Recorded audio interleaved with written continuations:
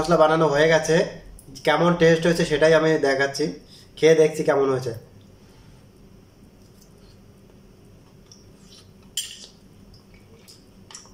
খুব সুন্দর, অসাধারণ। একবার ঘরের পর অবশ্যই ট্রাই করে দেখবে।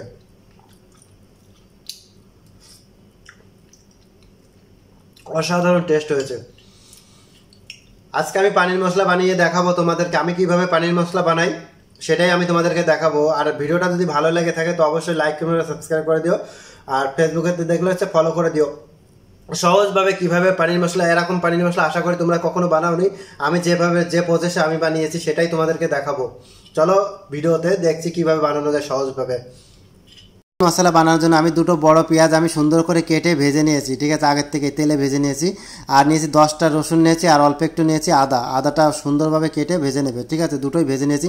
তারপরে আমি এবার কী করবো, গ্রাইন্ডার করবো, মিহি পেস্ট, যদি পাটা থাকে পাটায় বেটে নেবে, আর নাহলে গ্রাইন্ডার থাকলে গ্রাইন্ডারে ভালো হয়। দেখতেই পাচ্ছ আমি কীভাবে পেস্ট করছি। এবার আদা রসুনটাও আমি দিয়ে দেবো এর মধ্যেই, সুন্দর করে পিষে নেবো যতক্ষণ না পিসা হচ্ছে। তারপরে তোমরা দেখতে থাকো ভিডিওটা। দেখো আমি এইভাবে পেস্ট করে নিয়েছি। আমি 1/4 কাপ তেল নিয়েছি, 1 চামচ জিরা দিয়ে দিয়েছি এর মধ্যে, আরেকটা ডালচিনি দিয়েছি, আরেকটা তেজপাতা দিয়ে দিয়েছি, আর 3-4টে হচ্ছে এলাচ দিয়ে দিয়েছি। তারপর দিয়েছি একটা বড় সাইজের টমেটো মিক্সারে পিষে নিয়েছি আমি, সেটাও দিয়ে দেবো। এবার কিছু মশলা অ্যাড করবো, মশলার মধ্যে আমি খুব সুন্দরভাবে মিক্স করে নেবো।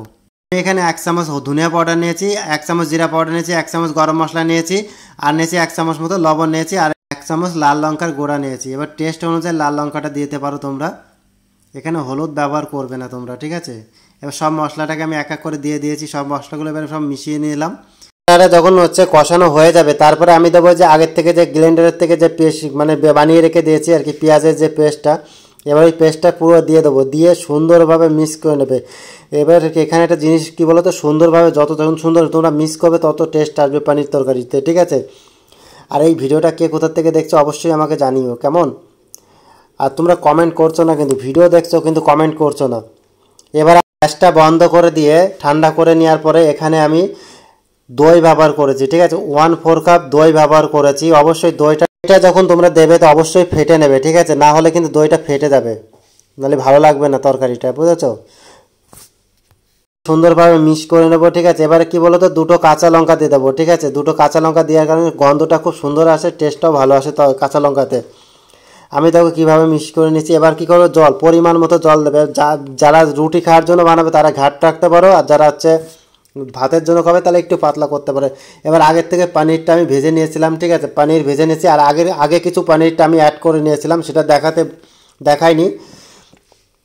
এবার এই দুটো সবগুলোকে মিক্স করে নেবো সুন্দরভাবে, পানির দিয়ে সুন্দরভাবে মিক্স করে নেবো। দেখো এবার আমি কী করবো, ধনে পাতা আগের থেকে কেটে রেখেছিলাম সেটা আমি দিয়ে দেবো এর মধ্যে। আর এবার আমি সুন্দরভাবে আবার মিক্স করে নেবো। মিক্স করে নিয়ে কিছুক্ষণ ঢাকা দিয়ে রেখে দিয়েছিলাম, সেটাও দেখাইনি। এবার আমার পানির তরকারিটা দেখো অলমোস্ট রেডি হয়ে গেছে। এবার আমি কী করবো, ক্রিম এবার যদি তোমাদের বাড়িতে ক্রিম অ্যাভেলেবেল থাকে তো ক্রিম দেবে, আর বাটার দেবে। আর আমার তাদের বাড়িতে বাটার ক্রিম নেই তো দেওয়ার কোনো দরকার নেই, এইভাবে খেতে পারবো, কিন্তু এগুলো আমার ভালো লাগে তাই আমি দিয়েছি।